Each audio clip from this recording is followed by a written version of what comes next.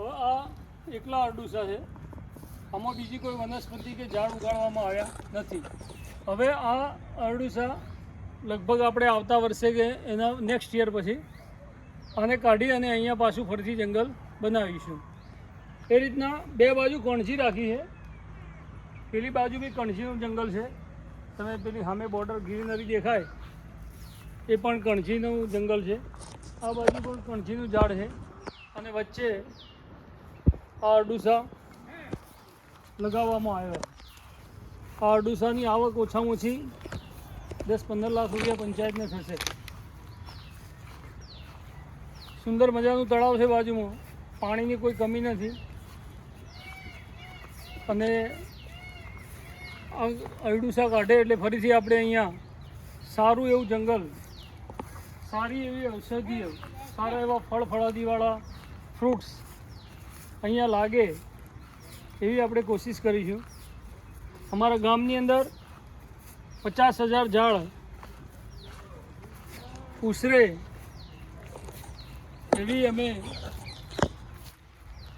એક અમારું સપનું છે કે અમારા ગામની અંદર 5,000ની વસ્તી છે, તો 5,000ની વસ્તીની અંદર દરેકના ભાગમાં 10-10 વૃક્ષો આવે એવું આપણે એક કલ્પના છે આપણી કે એક માણસના જોડે 10,000 વૃક્ષો વાવીએ તો એક માણસના ભાગે 10 વૃક્ષો આવે, તો 50,000 વૃક્ષ વાવીએ તો એ કામ આસાનીથી થઈ શકે. આપ જોઈ શકો છો આ તળાવ છે. વરસાદના કારણે છલોછલ તળાવ ભરાઈ ગયું છે. થોડું નુકસાન પણ થયું છે. આ એક અરડુસો પડી ગયો છે પાણીના ધોવાણથી. વૃક્ષ વાવવા કેમ જરૂરી છે મિત્રો? કે આ ધોવાણને અટકાવી શકાય.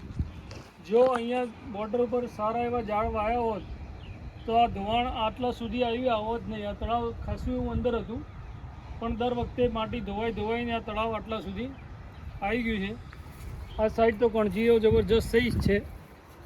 આપણે આ સાઈડ પણ જોઈએ. અને આપ મિત્રો ચેનલને સબસ્ક્રાઈબ કરજો, લાઈક કરજો, શેર કરજો.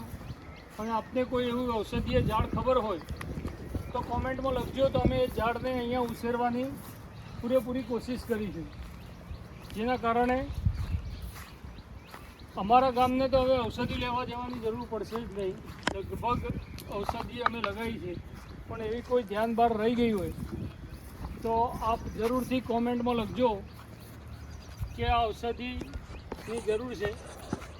તો એ ઔષધિ પૌધું અમે ગમે ત્યાંથી શોધીને લાવી અને અહીંયા લગાવવાની આપણે કોશિશ કરીશું. અને આપણા ગામની ધરતીમાં, આપણા ગામમાં જ એ વૃક્ષ ઉછરે એવો આપણે સંપૂર્ણ પ્રયાસ કરીશું. આપણે બધા સાથે મળી અને પ્રયાસ કરીશું તો 100% આપણે સફળ થઈશું. આ એક ટીમ વર્કનું કામ છે. આ એક માણસથી શક્ય નથી. જો આપણે બધા સાથે હોઈશું તો આ કાર્ય આપણે જરૂરથી સંપન્ન કરી શકીશું. ગામના સાથ વગર આ કાર્ય કરવું શક્ય નહોતું. આપણા સાંસદ શ્રી હરિભાઈ પટેલ આપણને ખૂબ એવું મદદ કરી, જેના કારણે આપણે આજે 10,000 વૃક્ષો વાવી શક્યા છીએ.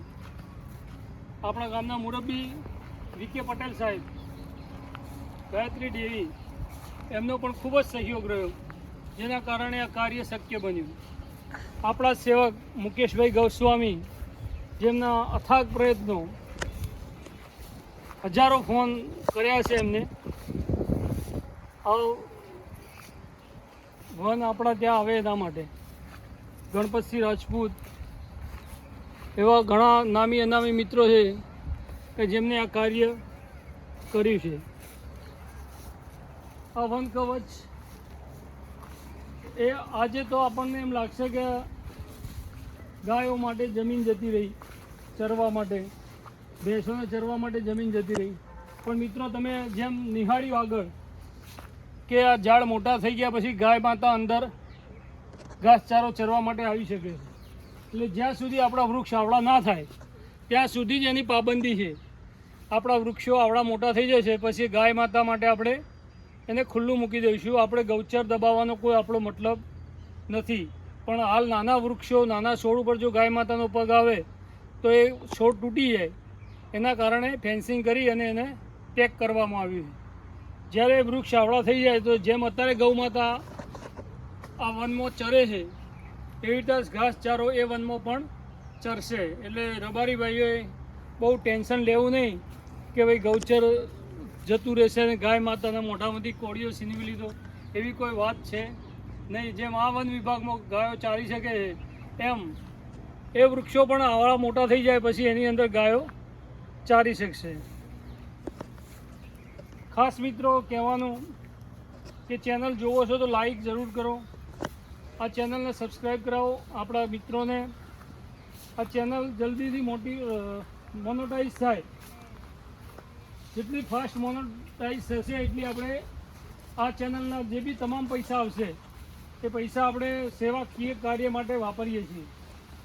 અને મારા ગામની સુંદરતા પણ એટલી છે સરસ સાહેબ કે એક બાજુ પેલી બાજુ બી તળાવ છે, એક તળાવ આ બાજુ બી છે અને વચ્ચે જંગલ છે. આ જ જંગલની અંદર જો આપણને કામ લાગે એવા વૃક્ષો ઉછરશે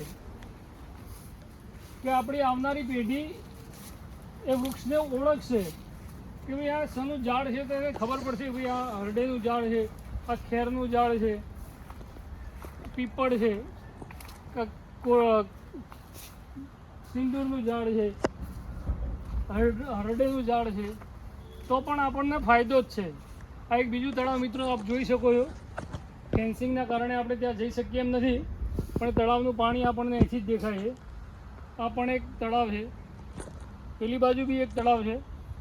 અને આપણી જૂની સિસ્ટમ કે ખેતરોનું પાણી સીધું આ તળાવમાં આવે, આ તળાવ ભરાઈ જાય પછી આ તળાવમાંથી એ પાણી આપણા એ મોટા તળાવમાં જાય, એ મોટું તળાવ ભરાઈ જાય પછી એ પાણી આગળ પાછું મારા ગામની અંદર બીજું એક તળાવ છે ખવી મહારાજનું, એ તળાવમાં જાય, ત્યાંથી એ પાણી ડાભી ગામમાં જાય અને ડાભી ગામના તળાવમાં જાય. એવી સુંદર વ્યવસ્થા પહેલેથી જ આપણા ત્યાં છે જ, પણ ડેવલપિંગના નામ ઉપર આપણે એ પાણીના જૂના રસ્તા બંધ કરતા થયા છીએ. એટલે મહેરબાની કરી અને જે ખેતરોનું પાણી, ચોખ્ખું પાણી, જેમાં ગટર બટરનું પાણી કોઈ મિક્સ થતું નથી, સીધું વરસાદનું પાણી ખેતરમાં પડે અને ખેતરનું સીધું જ પાણી એ તળાવમાં ભરાય, એવી આપણી એક ઈચ્છા હોવી જોઈએ કે એ પાણી ગંદુ થાય નહીં, જેના કારણે એ પાણીને શુદ્ધ કરીને પીવી શકાય. કારણ કે ગામની અંદર પશુપાલન કરતા મિત્રોને પશુઓને પાણી પીવડાવવા માટે એ પાણી કામ લાગે. આપણે શહેરોમાં જોઈએ જ છીએ કે નદી, ઘણી બધી નદીઓ છે, પણ એ નદીની અંદર ગટરના પાણી મિક્સ થઈ અને પ્રદૂષિત થઈ ગઈ છે.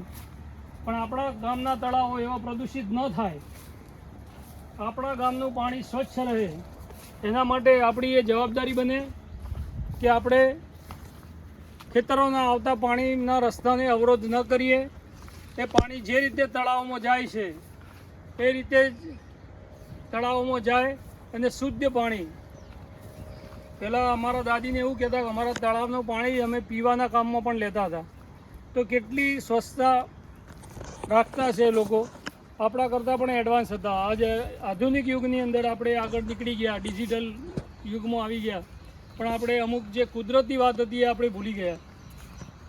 એટલે મારી નમ્ર વિનંતી છે દરેક ખેડૂત ભાઈઓને કે ફેક્ટરી બનાવતા ભાઈઓને કે જે પાણી તળાવમાં આવતું હોય એ રસ્તાને બ્લોક કરવામાં ના આવે અને પાણી સીધે સીધું ચોખ્ખું પાણી એ જળાશયોમાં જાય અને જળાશયોમાં સંગ્રહ થાય.